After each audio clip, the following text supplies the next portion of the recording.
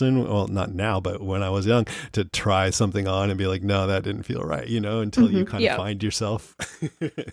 Oh yeah. So that makes me appreciate Stephen Yun more, just sort of maybe if he did like shape that, where I said it last week, but you get to see him become a man. Like he's sort of trying it out right now, but he really comes into his own as the series goes along. He really does. Golden Globe winner. Yes, that was Stephen wonderful Yeah, to hear. that's right. Yeah. So well deserved.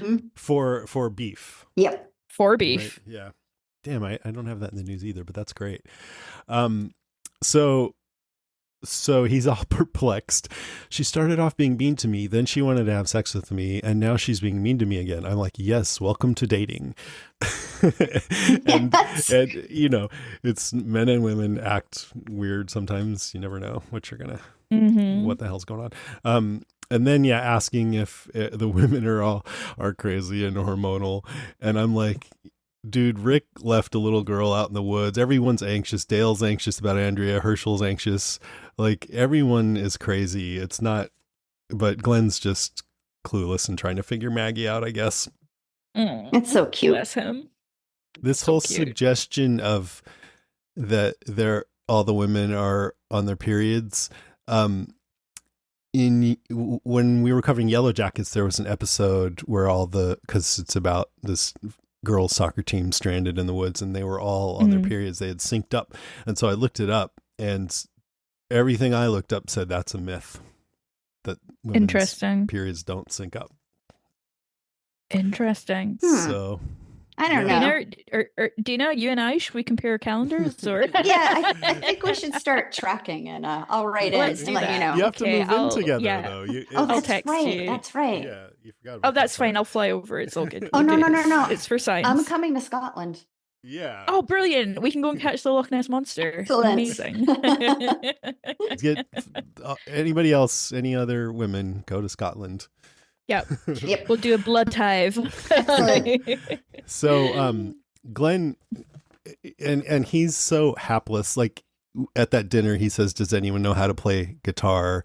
And it turns out Otis did. And here I'm like, well, Glenn, that is a purely reasonable thing to like, hey, let's have a little cheer in here, that's a great impulse. And it's no fault of Glenn's that he accidentally stepped in it here. And Oh and my that God. is Otis dead.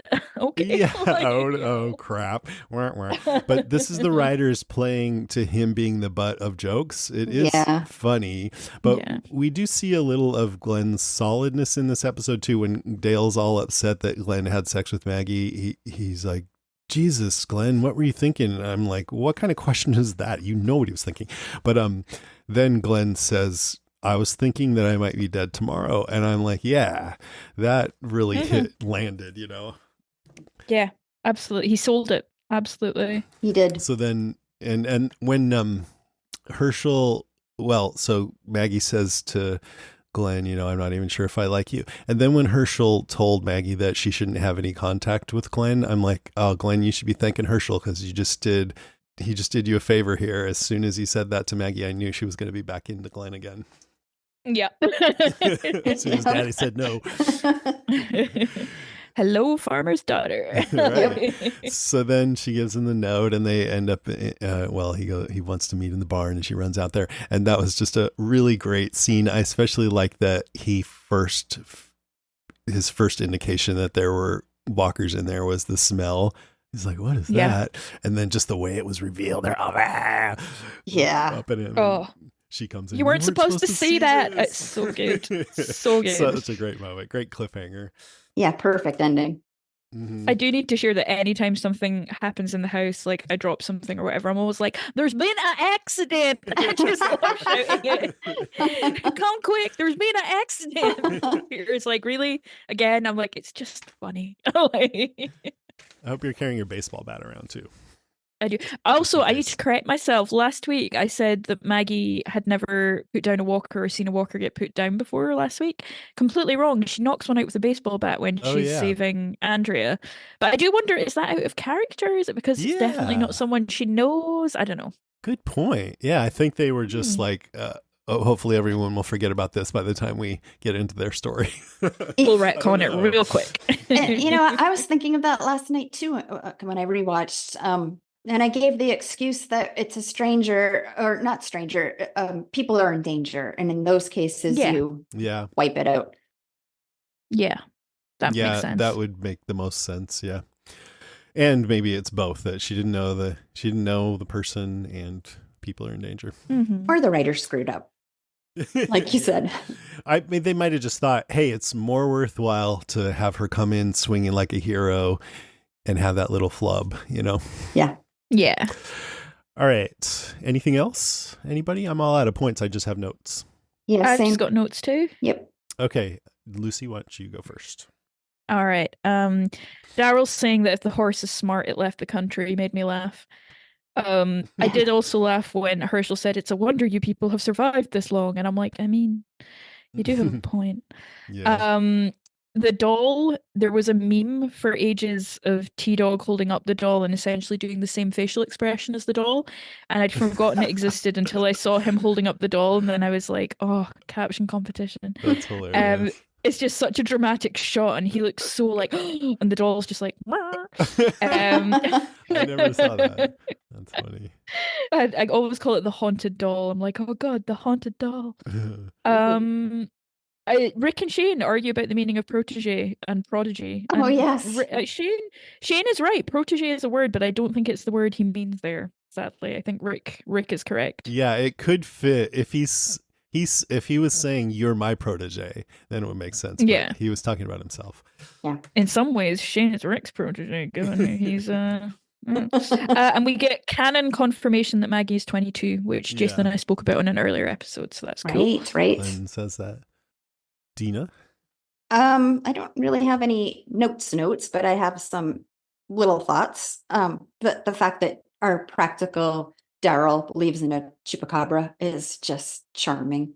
Everyone's got something. Yep. And his accent, I miss that accent. That it's so gentle and southern and lulling, and now he's like everyone's talked about how he sounds like Batman, which is also lovely. Yeah. But I actually have some clips, so because I remember thinking there's such a contrast because he talks so gravelly now, and back then he had more of a tone in his voice. But in this episode, it really came across that not only was it that he had a tone in his voice, but there was a southern sort of accent to it. Mm-hmm. Yeah. And then when he's talking to Ghost Merle, it's sort of foreshadowing for how he's going to talk later on. Mm-hmm. So here's an example of him with his tone. Oh, whoever slept in that cover was no bigger than yay high. Good lead. Maybe we'll pick up our trail again. Well, maybe about it. I'm gonna borrow a horse. Head up to this ridge right here. Get a bird's eye view of the whole grid. She's up there. I'll spot her. She's up there. I'll spot her. Like that. Yeah. And then here he is talking to Ghost Merle. Like hell you do. You split, man. Lit out first chance you got. You lit out. All you had to do was wait. We were back for you. Rick and I. We did right by you. I mean, that could be season 9. Yeah. That's crazy. That is. I guess he had it back then. Okay. What a contrast. That's interesting. What else did I have? Merle. I'm probably gonna get yelled at for this, but I just love him. He's such a reprobate and he acts so well. And every time Rooker comes on screen, it's just he holds it. Yeah. He's wonderful. And it reminds me, did you guys see I don't know if you watch Ride with Norman Reedus? But did he do a Rooker episode? My God, I've watched it was great. twice. You just like pee your pants laughing. That he's a loose cannon. If you ever get a chance to go to a convention that he's at, you should go and see his panels. He's a fucking riot. Really? Okay. Yeah. That's worth it just for that. Mm-hmm. It is. No, the music. I I love Bear McCreary. It was in good this ep, Outlander, right? No, I mean the rest of the episode, it was the Western drum beat, the tribal Daryl thing. Oh, I liked that. Oh god, I'm so basic. I'm so no. Jason and I disagree about this. I'm so basic. I'm like, that was cool, and he's like, no, it was not cool. I didn't know. I don't even know. It was stereotypical. I don't know. Yeah. It was, I don't know, a little cheesy. Sorry, Lucy. No, Dana, honestly, you are in the majority on this one. I'm like, yeah, no. And then finally, I just had the lesson learned: do not use a car in the apocalypse because it'll get you nowhere. Yeah. Use a what? A car. But why? I don't remember. Well, what that you know, refers that to. cold open, I guess I should have Yeah. thought of this then. They're just Oh, stuck. yeah. They're stuck. Yeah. They're just- Yeah. And do you think that was the same highway that Rick rode his horse up to go into the city? It looked different. Because it's going into Atlanta, you know, and there's a big Yeah. traffic jam. But Yeah, I think it could be. I don't know for sure. Yeah.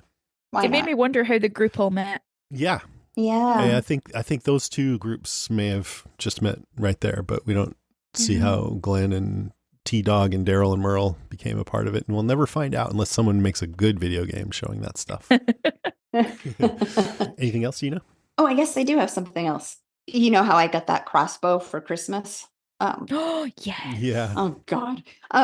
So I started looking up Merle. crossbows. Yes, Merle, my beloved Merle. And I came across this blog written by an author, and her husband hates the show because he's an avid crossbow hunter.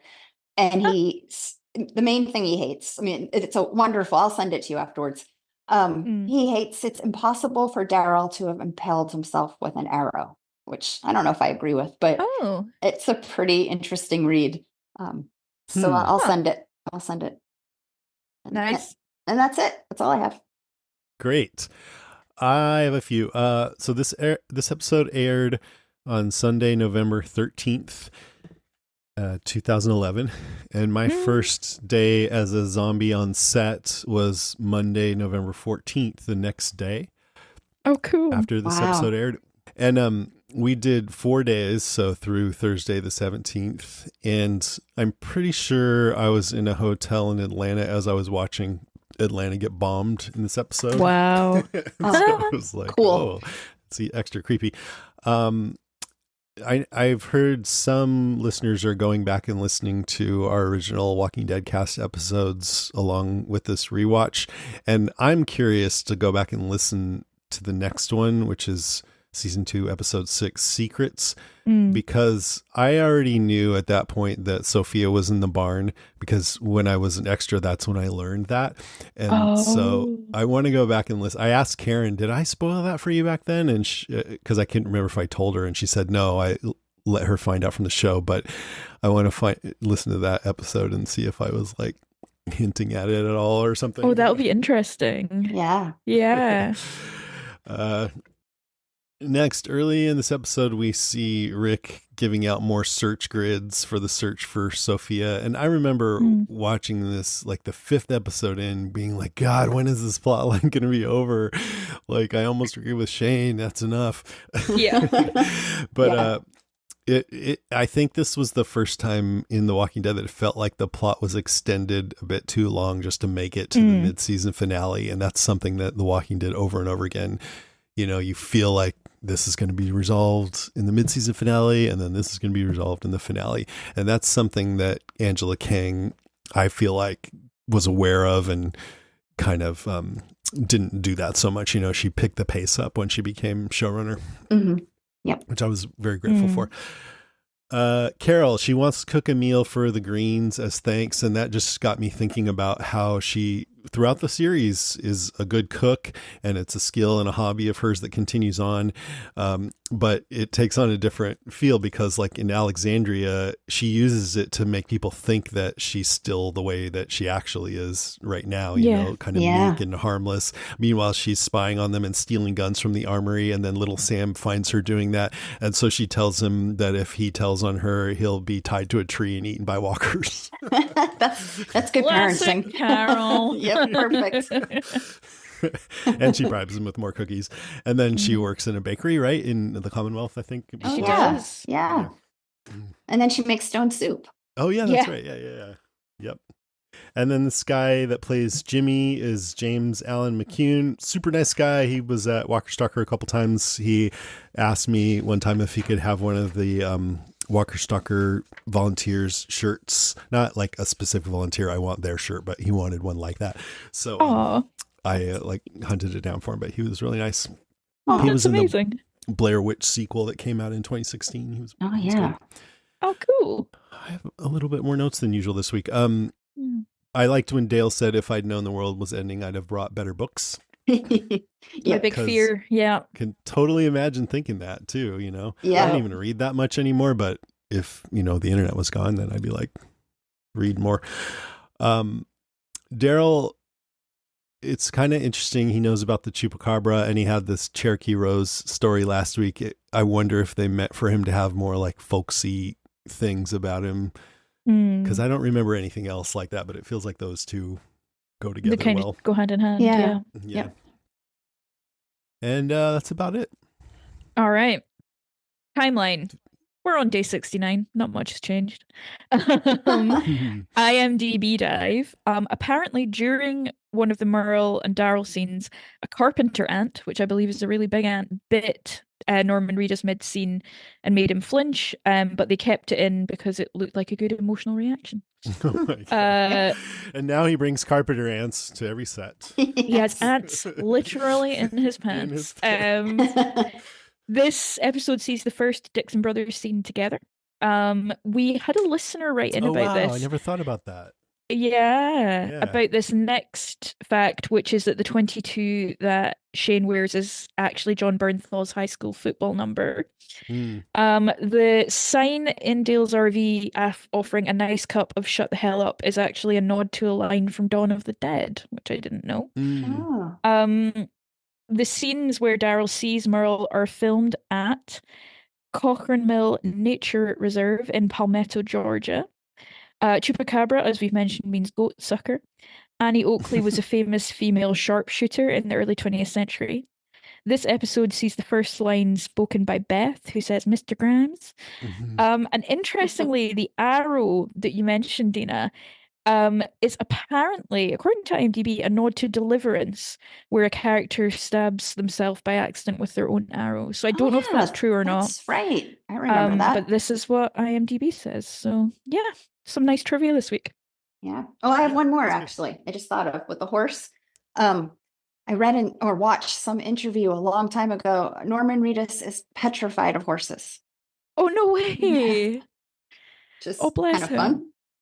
Maybe this is why. Yeah. He loved them before this episode. Oh, wow. It's tough. All right. What about Only on the Walking Dead? Only on the Walking Dead is finding a haunted doll a good thing. Only on the Walking Dead would an ear necklace be considered hot? Nah. Although I guess it's not. Depends on who you are. Yeah, that's right.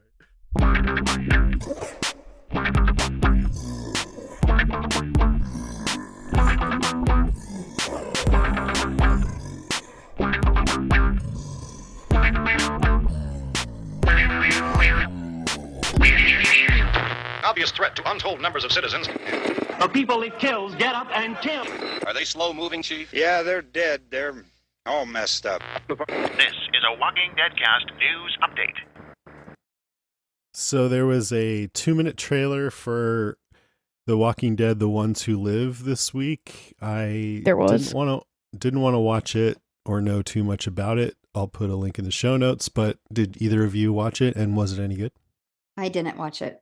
I did. don't want to either. You did, Lucy? Yeah, we open on Rick in a hammock on a tropical island. In the background, we hear, if you like pina coladas, getting caught in the rain. And he says, I'm so glad I don't have to take care of my children or my wife anymore. And then we fade to black. That's correct. It sounds really good. It's Yeah. gonna be good. Honestly, I think it's going to be a relaxing watch. Yeah. I wonder if he just says that every morning when he wakes up. Yep. And then you hear the refrain of "No women, no cry." Okay. Sounds good. The Ones Who Live It Up, it's called. The Ones Who Live It Up. Okay. I can't wait. I did watch. It wasn't super spoilery. Yeah. It was typical trailer. Like, you know what I mean? I feel like some trailers you're just Sure. like, okay, like cool. So yeah, we'll see. Yeah. We'll see. I think it did. I read it did have Terry O'Quinn in it, right? The guy. Yes, who you plays do get the a big bad. glimpse of the Beale, which is cool. Sweet. Yeah. Yeah, I mean, we could report the hell out of that and dissect it, but I feel like that just takes all the fun out of it. So we're not going to do that, but go watch it yourself if you want to. I'll put a link in the show notes. And we also started a Walking Dead, The Ones Who Live chat that's connected to our Podcast Cafe Facebook group if you guys want to start chatting about it. Yeah, it is. Join that. So next, The Last of Us just won several Creative Arts Emmys, which they're Emmys, but they come out before the main primetime Emmys, and they're more for either technical or kind of behind the scenes stuff. And they won 8. Holy moly. Wow, that's great. Outstanding picture editing for a drama series for the pilots. No, for Endure and Survive, which was the one with Henry and Sam and the big bloater. Outstanding main title design, outstanding prosthetic makeup for Infected, where we first saw the clickers in the State House. That was so good. Outstanding sound editing for drama series for When You're Lost in the Darkness, which was the pilots, and outstanding sound mixing for that same episode. Special visual effects in a season. Outstanding guest actress in a drama series for Storm Reed. Yeah, I'm thinking of a different person. Storm Reed, who's Ellie's friend, girlfriend on Riley in Left Behind. Yay. And outstanding guest actor in a drama series for Nick Offerman, who played Bill. Oh, well deserved. Yes. Right? Yes. That was cool. And he gave a speech, and I guess he kind of was nervous and had a few flubs, but so he published the text on his Instagram, and I think it's kind of interesting. So I'm just going to read it. It says, Fortune presents gifts not according to the book. Thank you to the Academy for this pat on the back and for even counting me among my fellow nominees, especially my magnificently generous partner and rightly lauded Aussie top man, the girth from Perth, Murray Bartlett, without whom it would have been awfully tough to pull off a beautiful, richly veined two-hander. I feel like there's some imagery there. Thank you to HBO and Carolyn Strauss for continuing to produce wildly entertaining programs like this that arc towards decency and inclusivity.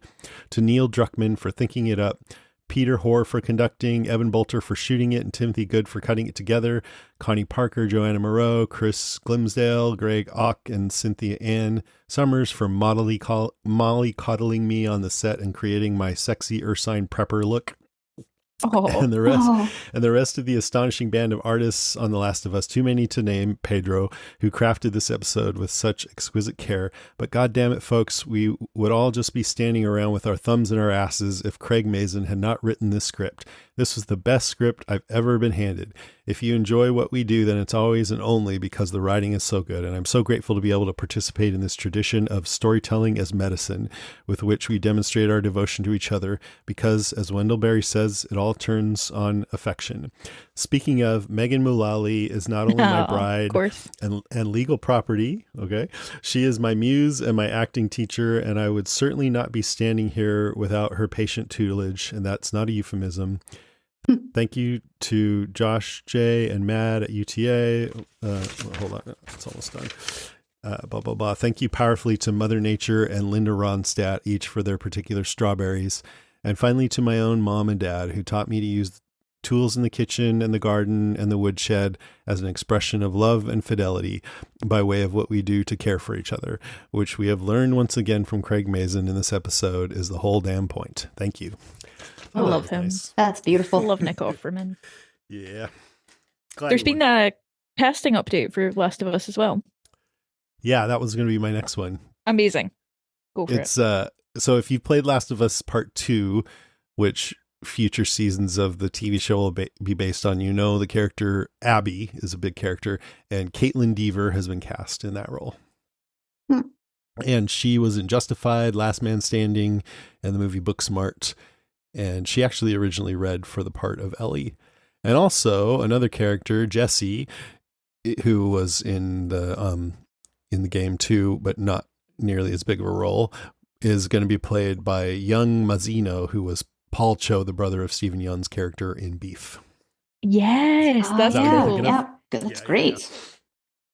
Yeah, super cool. So that's it for the news. I mean, what did we say? There was a couple of things we mentioned during the podcast that Stephen Yeun won a Golden Globe. Yeah. And 28 years later, there's some more news items that are cool. Yeah. So let's move on to listener moans, groans, and grunts.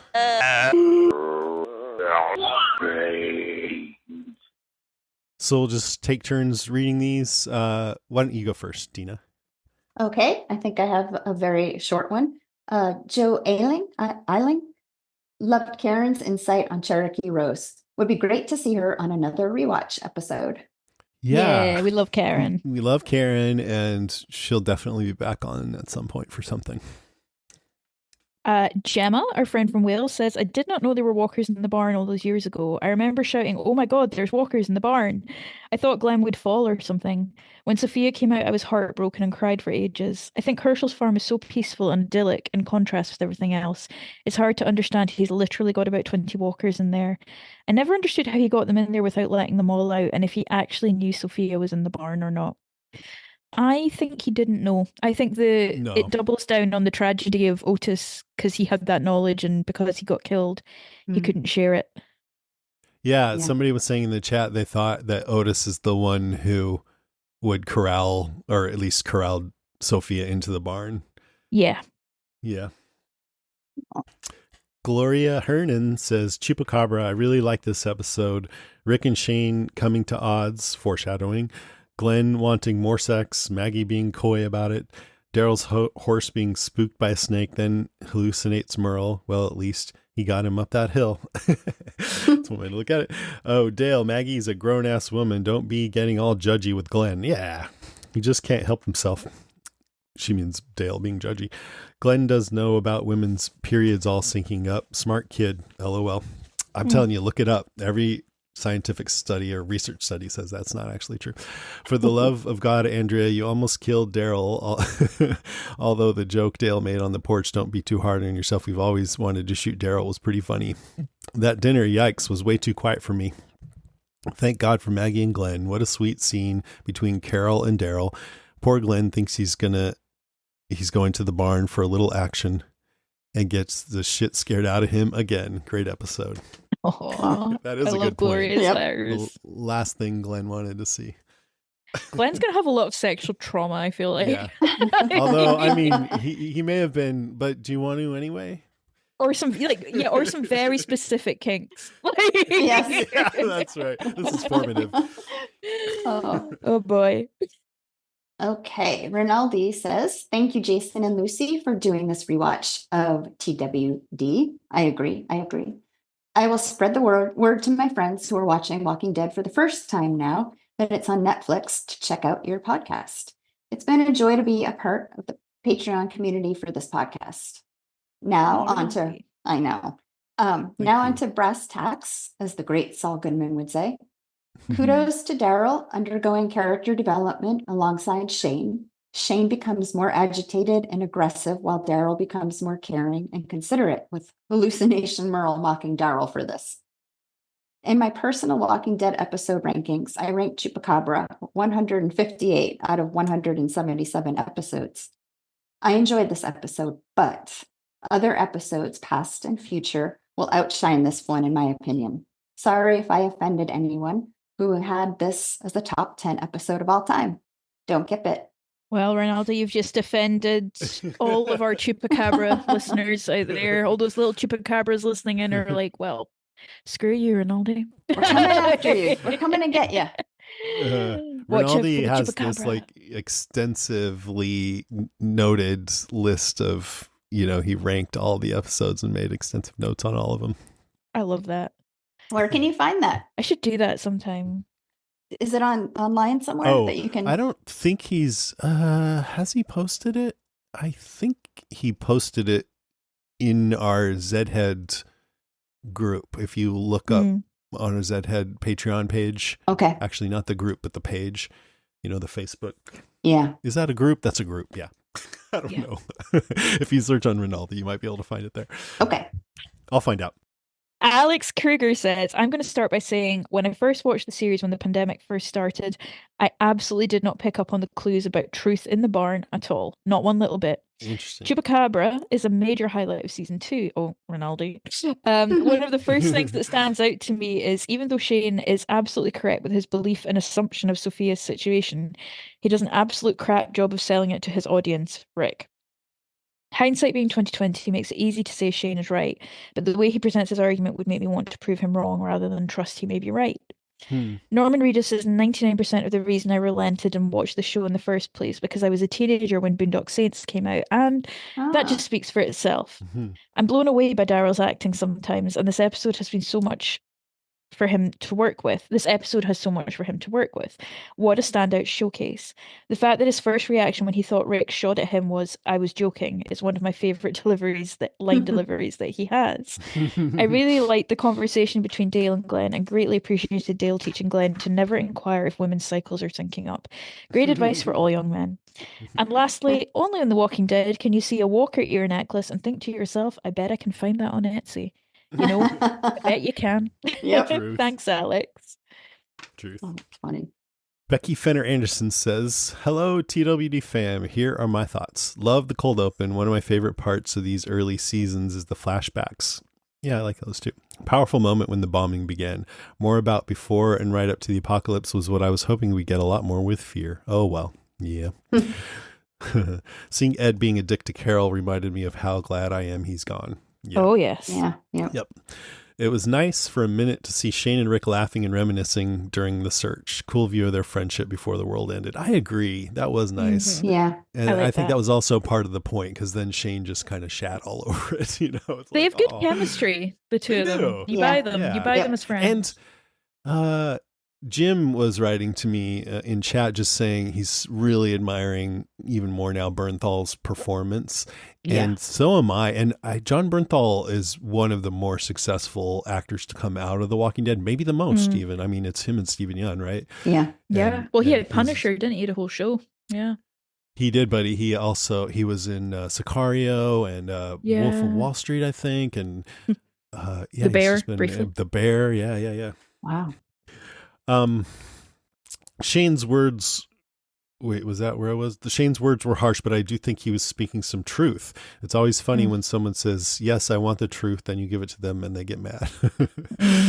I didn't care much for Merle's moments. I think the point of him being there was to motivate Daryl to keep moving, but I didn't like his words. And I feel his rant went on too long. In my opinion, the end result would have happened without all that. Don't think it was necessary. It was necessary. Yeah, I thought it was great. I didn't like his words either, but I enjoyed watching it. The shot of the walker falling to the ground with the arrow stuck in his head was cool. That was awesome. Can't believe Daryl ate a raw squirrel. Oh, I can believe it. He's definitely got worms. LOL, Glenn asking Dale about women's cycles syncing up and Dale's advice to keep that to himself. FYI, it's true. That does happen. Not true. Okay, I'm going to nip this in the bud. Opinions vary. Opinions vary, but facts don't. Okay. Andrea says, heavy sigh and eye roll. Wait, no. Andrea, heavy sigh and eye roll. Like the convo with Maggie and Herschel showed some insight into Maggie's upbringing with the dynamic of their family. That's a good one. Not the barn Glenn. I remember he was the one to discover the secret, but for some reason I thought it happened in a later episode. I'm glad at least that happened now. We needed something to move things along. I know the moment Maggie showed up was meant to be serious, but it made me chuckle. You weren't supposed to see that, you think? Another great Daryl and Carol moment. It was so sweet when she leaned over to kiss his head. Daryl's response about the stitches was so Daryl and so cute. I'm looking forward to more moments like this between them. After all the ugly Merle said in Daryl's visions, those words from Carol were perfect. I'm glad she shared them and let Daryl know he is needed, is wanted, and he's not alone. Not the most exciting episode, but it is a good one because of what it does to set up what's to come. Until next time, have a great weekend. Well, that was great. Oh, thanks, Becky. That's wonderful.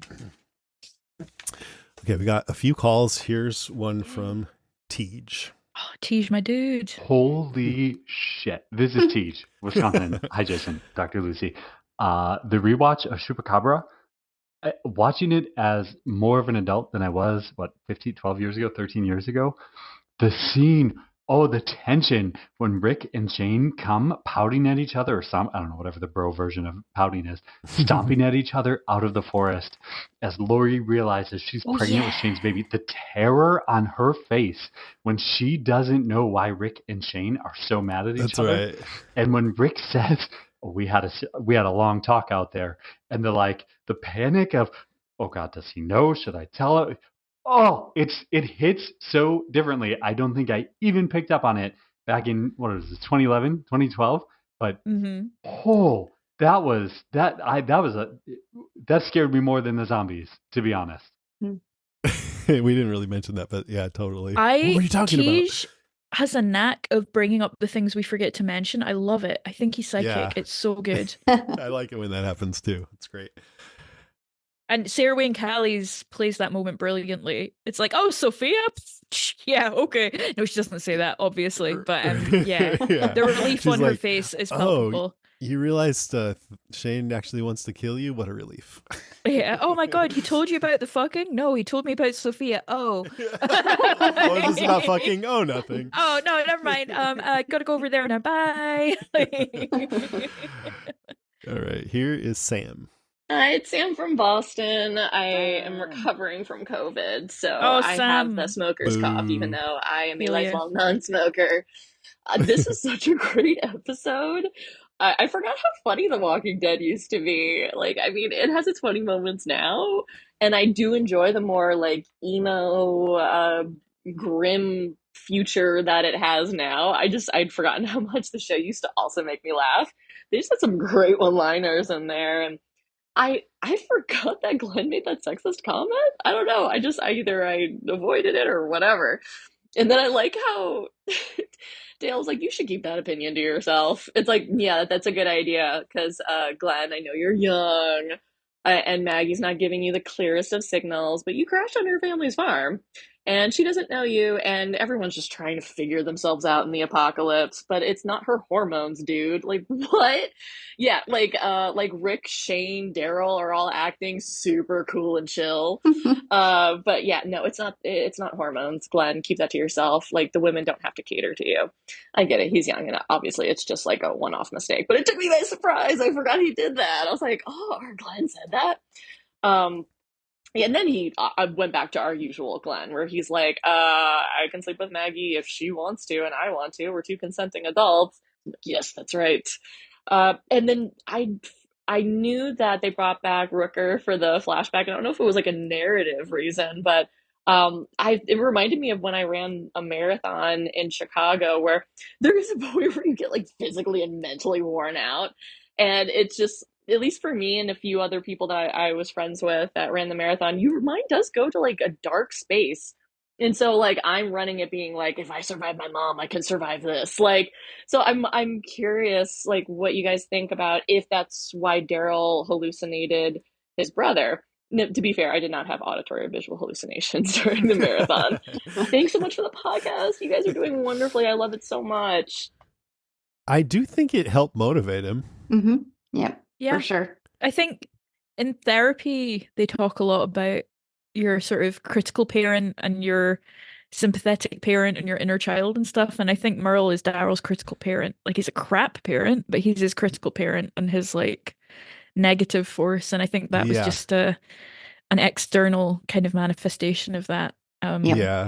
Yeah. Like a dramatic representation. And I also think so many people who've done really notable things, great things, are often motivated from dark things that happen to them in their lives, you know? Absolutely. Yep. To run away from something or to overcome something or whatever. Yeah. Or they go the other way, but I agree with you. Yeah, for sure. All right. One more from Archmaester Rennie. You asked on the last podcast about whether people who were not comic readers suspected that something was going on in the barn with Herschel. And I remember the first time that I saw the show having no idea about Herschel's odd relationship with zombies, or that there was anything suspicious in the barn. I did think when Daryl was injured, and at one point he looks over and there's a bush and he hears it rustling before he tries to climb out the first time. I thought that zombie Sophia was going to be coming out of those bushes, and was rather surprised that she didn't.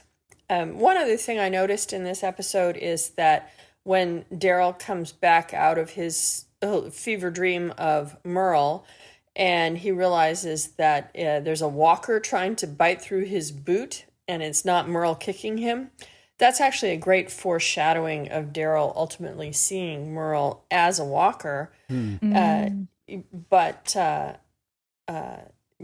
probably wasn't planned that way, because at that point they probably didn't know they were going to bring Merle back as a walker. But nonetheless, it works anyway. All right. I like that. That's it for this episode. Love you, Ranny. I'm pretty sure they were hoping to have Rooker come back as more of a regular at some point in the future, but I doubt they had those little details planned out. Yeah, he probably had more of a film career at that point, huh? Yondu. Than the rest of the crew. I mean, yeah. Oh yeah, but he's gotten even bigger since then. But about not knowing the zombies were in the barn or not thinking about that, I've also been reading in chat, and I think, we got a couple other messages about that this time. It seems like no one really thought that, at least that's written into us or talked to us so far about it. Do you remember, Dina? I don't. I don't. So long ago. I know, it really was. It was. That's true. Go to podcastica.com, and while you're there, please check out our other podcasts. Dina, do you listen to any of our other shows? I listen to The Haunting of Hill House. Yes. And the Great British Baking Show. That's it so far. So those are both on Strange Indeed, which is hosted by Rima and Paik, mostly, with a few other guests sometimes. And if you haven't checked out Strange Indeed, I definitely recommend checking out. They cover all